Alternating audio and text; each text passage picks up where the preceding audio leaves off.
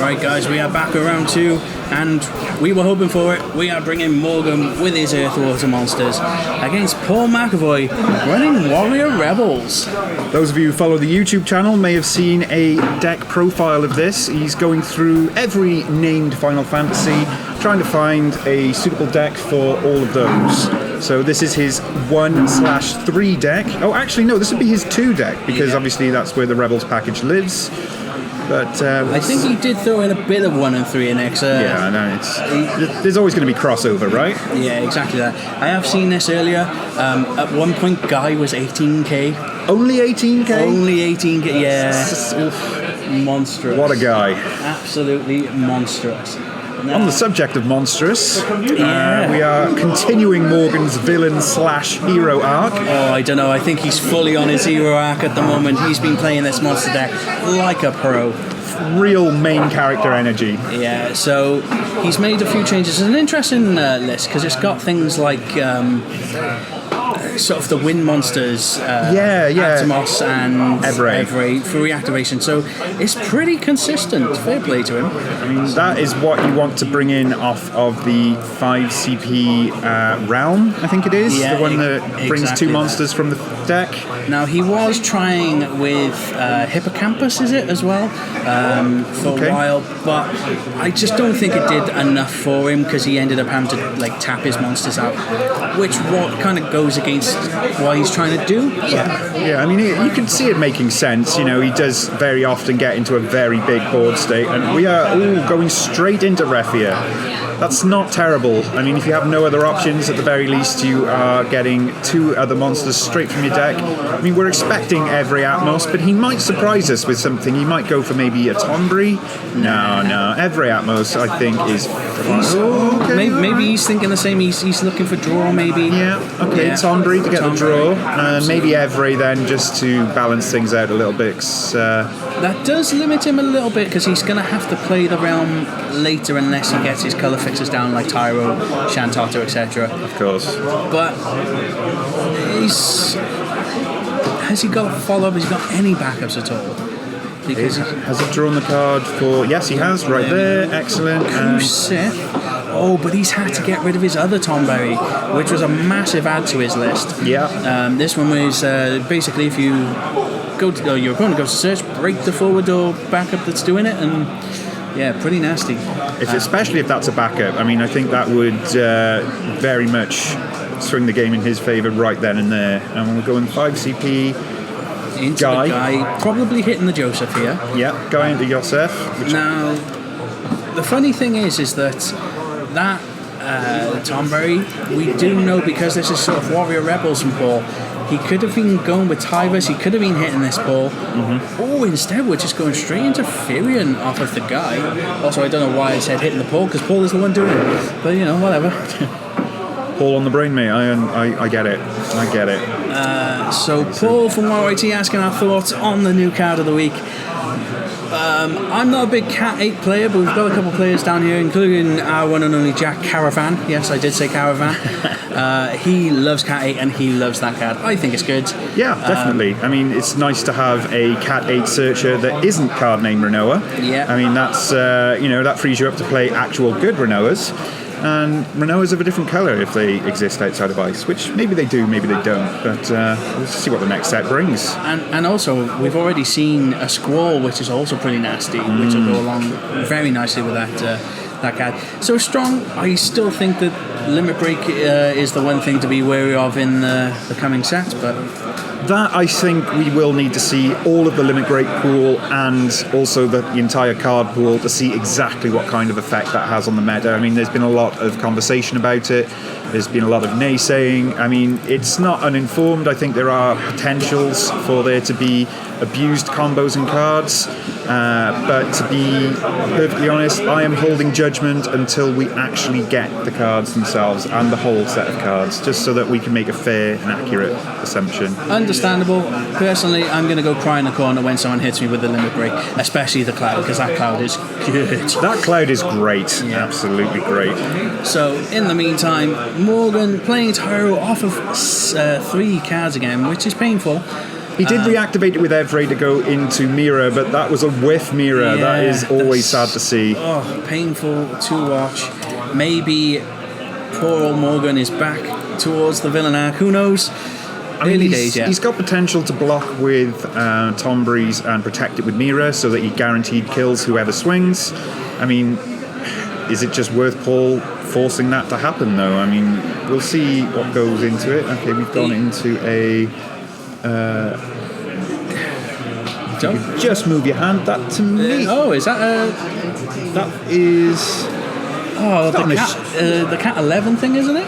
Semi-Leffiner? Yeah, I think so. It's Semi-Leffiner? It is. It is Semi-Leffiner, yeah. Wow. Okay. Foil cards are hard to see. yeah, absolutely. I mean, and the fact I just wasn't expecting it. I mean, we've got a lot of colours on offer now. I mean, potentially you'd expect to see Star Sybil coming in at some point if you're playing Semi-Leffiner. Oh, no. Oh, and I think Shantoto absolutely has to go. Didn't he play that? I mean, at the time it was 1 forward to 2, and he would have had to maybe bin his whole hand for it. Yeah, absolutely. Which he's done a lot of in order to get the Realm and the Tyro going. So, what has he played? Oh, he's played 1 CP Chocobo. Yeah. Okay. It's because he keeps putting his hands over the backup line. I'm like, what the hell are you blocking, Paul? The summon has gone straight to break. So this old chestnut. All right. A mono win staple, but Paul putting it to good use here just to sort of dig just a little bit deeper. It's a really versatile card. I mean, you're probably going to hit something unless you get super unlucky and hit 3 summons.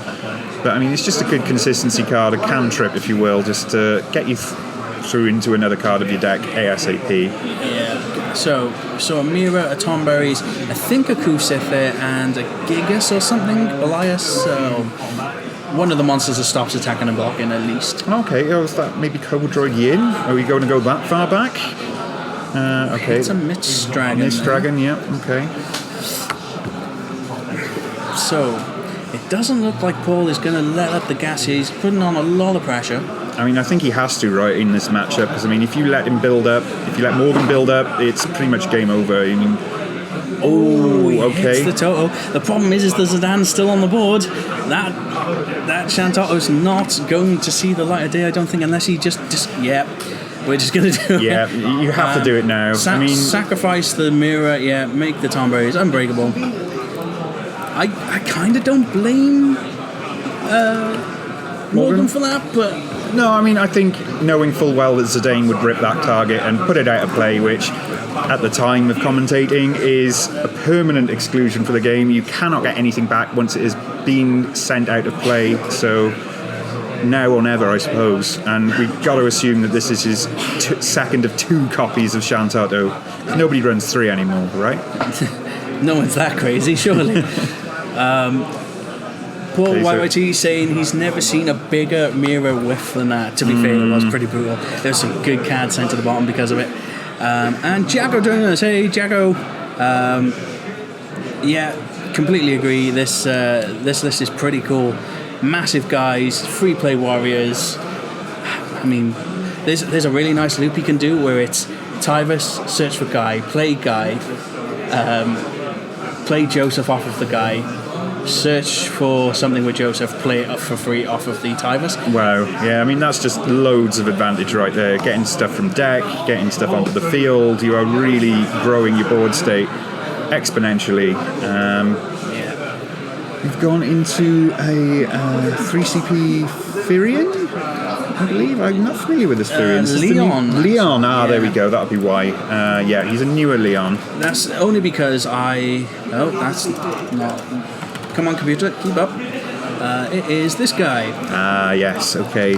So, if you control 4 or more Job Rebels, gains 4k and haste. Does he control 4? No, he doesn't. Now he does. And I just realised why Semi-Leffina's in there, because it's Job Warrior. Really? It really is, yeah. Okay, I did not notice that. Good spot. So, Guy is massive. Leon is massive. Paul just absolutely running away with this at the moment. Again, notice how Paul has gone from getting Shantato to 4 forwards in a single turn. That is it's massive. quite the comeback. Quite the comeback. I mean, I think, Morgan quite rightly holding on to that Animist, because if there's another damage or 2 coming in, I think it's damage 4 or 5 where... damage 3 where Animist then plays stuff from the deck, which is super advantageous again. Yeah, there it is. So damage 3, that's cool. So, I mean, sensibly waiting for another one. But Paul just says, nah, we're just going to Zidane again. And the Gau's going, Get Gao gone. Morgan is just getting picked apart. I mean, do you discard the Tyro that you got in hand, make that Tomberry's a forward and just block? I mean, I think you do. Just take it back. You've got to get rid of something. You got to try and stem the bleeding somewhat. Okay. Oh, okay. Yeah. So, that would have been nice to play Nimbus next turn. And the zombie. Oh, you could have gotten the mirror back. Oh, another zombie. And another zombie. God. Oh my goodness. Going back to the subject of whiffs, I always find that Miner, the backup scout, is one that just always whiffed for me. I mean, even if I run like 16 or above backups, I just never see them. Skill issue, mate. That's what it is. I would agree. Yeah. Okay. So Morgan now really wishing that he could take Shantato off the board and just play it again, but unfortunately, that's too good of an effect. So we're going to see what he's going to try and do. I think. I mean, to be honest here, you could play this, break the Tyvis, but it's not going to be a forward, so no, it just I think that's all she wrote, unfortunately.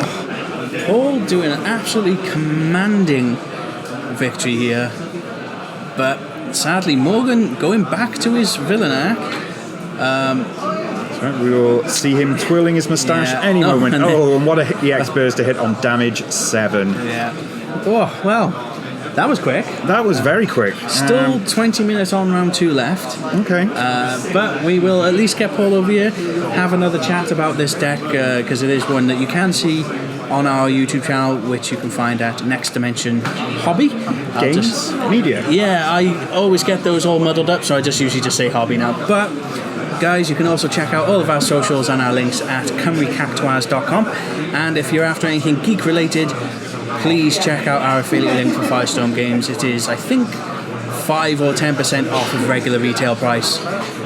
So, hey, with new sets coming out, anniversary sets and all that, get pre-ordering through us and help out our channel. So, yeah.